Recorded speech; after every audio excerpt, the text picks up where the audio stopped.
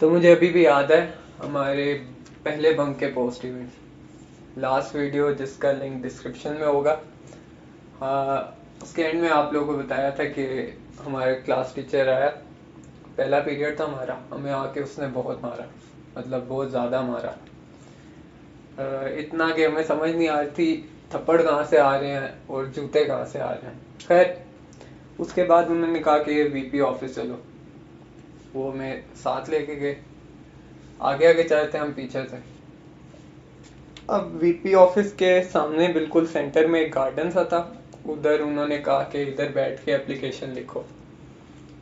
खैर हम लोग जब बैठे तो वो कहते हैं, उससे पहले हमें कहते हैं कि सारे दूर दूर चले जाओ, एक दूसरे के पास नहीं बैठना।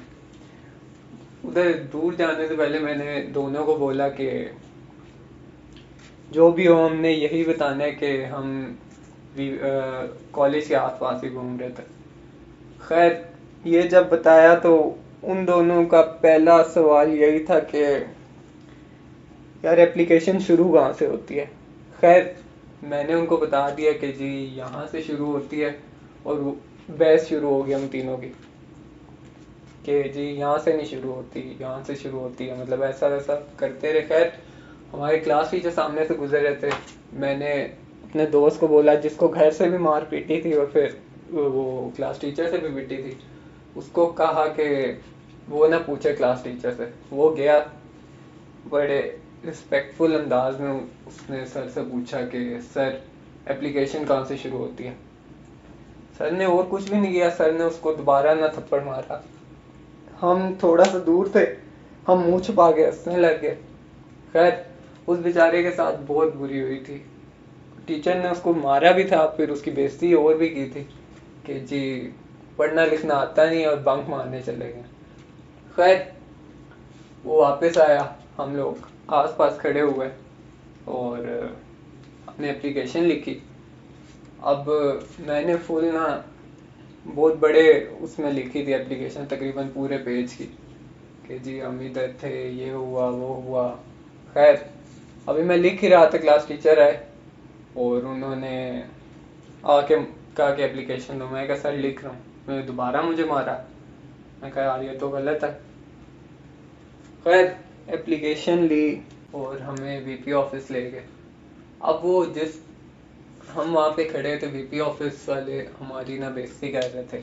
अब वो उन्होंने मेरे से पूछा कि तुम आए कैसे थे। मैं कहा सर बस पे आया था। कहते हैं और घर कैसे गए थे। मैं कहा सर बस पे गया था। उन्होंने मुझे दोबारा मारा। कहते यार इस बंदे की जुर्रत देखो, बस पे आया है, कॉलेज की बस पे आया, बंक मार के और कॉलेज की बस पे वापस गया। मैं कहा यार वैसे हिम्मत वाली बात तो है। खैर जिस लड़के को 2-3 दफा मार पीटी थी, जिसको हम देख के हंस रहे थे, सारा मलबा उस वाइस प्रिंसिपल ने उस पर डाल दिया कि जी यही इनको बिगाड़ने वाला है। खैर ऐसा नहीं था, म्यूचुअल आइडिया था हमारा कि हम बंक मारेंगे। उसके बाद फिर हमें क्लास में लेके गए। अब हमें दुख तो नहीं था खैर कि वीपी ऑफिस में ले गए, और अब हमने अगर कुछ किया तो हमें तो कॉलेज से निकाल लेंगे। ये नहीं हुआ था क्योंकि उस एप्लीकेशन का वैसे कोई फ़ायदा नहीं था, उन्होंने वैसे ही एज अ टूल हमसे ली थी। तो आगे जाके तुम्हें पता चलेगा कितनी ज़्यादा एप्लीकेशन हमसे लिखवाई थी। खैर कभी निकाला नहीं, वो अलग बात है। तो फिर हम क्लास में गए हैं, 3 पीरियड ओवर हो चुके थे इतनी देर में, जितनी देर में हमारी बेइज्जती हुई, एप्लीकेशंस लिखवाई और वो सब कुछ मार्च धाड़ होते होते 3 पीरियड गुजर गए थे। हम इस बात पे भी खुश थे। क्लास में सारों ने पूछा कि जी क्या हुआ है, ये तो हमने फुल चौड़े में होके हमने बताया कि जी हमने बंक मारा था, ये तो वो। अब जिस दोस्त ने हमारा बताया था उससे तो हम बात नहीं कर रहे थे।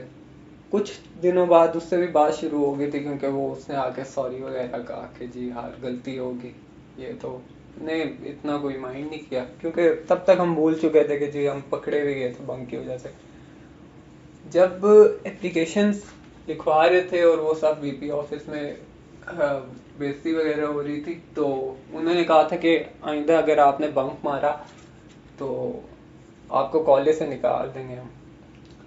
कॉलेज या स्कूल से, मतलब वो पूरा एक कॉलेज ही था, सेकेंड ईयर तक था वो, मैं कॉलेज ही बोलता था, मतलब स्कूल से निकाल देंगे। खैर मैंने फिर बंक मारना छोड़ दिया उस साल के लिए, मतलब उस साल तक मैंने बंक नहीं मारा, और बंक की जगह मैंने क्लासेस बंक करना शुरू कर दी।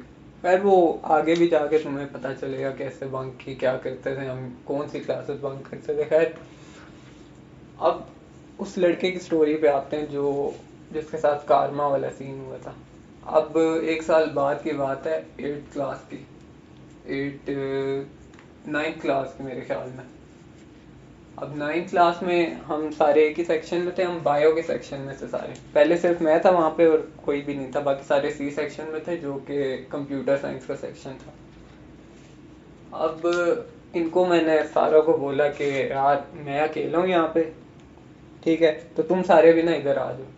पहले एक लड़का आया, 2 आए, 3 आए, आहिस्ता आहिस्ता हमारा सारा ग्रुप बायो के सेक्शन में आ गया। पढ़ने वाला कोई भी नहीं था मेरे अलावा, क्योंकि वो सारे ही ना मतलब शुगर लगाने आते थे, मैं भी इसी वजह से आता था, वो आगे जाके पता चलेगा वो करते क्या थे हम। खैर अब जब सारे आ गए तो लाचार, उस लड़के का नाम कह देते हैं, उसका नाम हमने लाचार डाला था, उसके नाम के आगे लाचार, मतलब वो पूरा एक ना नाम सा था उसका, बड़ा खूबसूरत किस्म का। खैर उसने ना एक बंक मारा। तब कॉलेज में ना यूं चल रहा था कि जो सारी वो थी ना डिसिप्लिन इंचार्ज वगैरह सब कुछ, वो सारे काफी ना सख्त थे उस टाइम, तो इसने कहीं बंक मारा, उनको पता चल गया। अब जब हमने पहला बंक मारा था 7th क्लास में, तब इतनी सख्ती नहीं थी, लेकिन 9th क्लास में बहुत सख्ती थी, 9, 10 फर्स्ट ईयर सेकेंड ईयर में। वो 4 साल बड़े अजीब से गुजरे थे। खैर बंक उस टाइम भी मारे थे, लेकिन वो आगे जाके बताऊंगा। तो वो पकड़ा गया बंक मारते, उसके पेरेंट्स को बुलाया और बिना कोई एप्लीकेशन वगैरह लिखवाए उस बेचारे को कॉलेज से निकाल दिया। और भी बहुत लड़के निकले थे कॉलेज से, लेकिन सबसे पहले वो लड़का निकला था। तो सीधा मॉरल पे आते हैं। मॉरल आज की स्टोरी का ये है कि हंसना कभी ना छोड़ो। मतलब जिंदगी में गम वगैरह तो आते रहेंगे, लेकिन हंसना ना छोड़ो, क्योंकि गम के बगैर खुशी नहीं है, और वैसे ही खुशी के बगैर गम नहीं है, तो मतलब ऐसे अप्स एंड डाउन्स चलते रहेंगे। यार यहाँ पे दूसरी स्टोरी एंड होती है। उम्मीद है आप लोग को पसंद आई होगी, और फिर अल्लाह हाफिज़ करते हैं।